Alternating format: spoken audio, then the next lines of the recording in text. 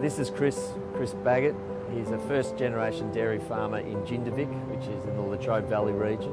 He's got solar, he uses energy efficiently on his farm, and he's invested in 21st century dairy, which I think is an example of where dairy can go into the future. And when I first met Chris, I asked him of the opportunity, how would you like to be able to sell some of your energy to your neighbours? And I think the overwhelming feedback that he gave me at the time, he said he would love it. So there's that community spirit, I think, within Chris that presents him as an icon. If we implemented into the microgrid, I'd be surprised if most of my neighbours wouldn't want to buy the energy from us.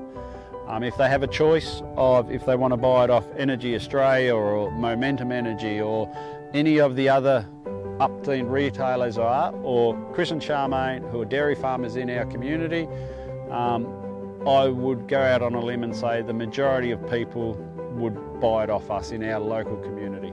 The feasibility study is an opportunity for us to look at the value proposition for different participants in the project. We're taking a concept that we've done in Brooklyn with the Brooklyn Microgrid, and we're putting it somewhere completely different. The Latrobe Valley is the heart of brown coal country in Victoria. It was the powerhouse of Victoria for the last half a century, 3/4 of a century. And it's a community going through a lot of change at the moment. As a New South Welshman, it surprised me that I didn't know more about what had gone on in the Latrobe Valley and really how many setbacks they've had over the last sort of 20 years, ever since privatisation, the coal mine fires and other things that have happened. And I got a real sense of they're very proud of their energy history and their place as the energy provider for Victoria and really for a lot of Australia.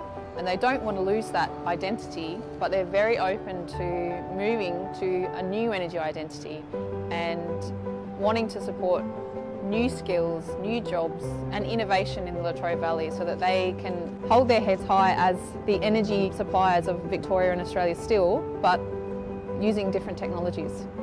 Accessing data for the microgrid, I think it's a fantastic option. The more data they have, the feasibility study from that data will then dictate what is required and what is not required. For the Latrobe Valley Microgrid feasibility study, what we need are people giving us access to their historical energy consumption data so that we can use that in our modelling.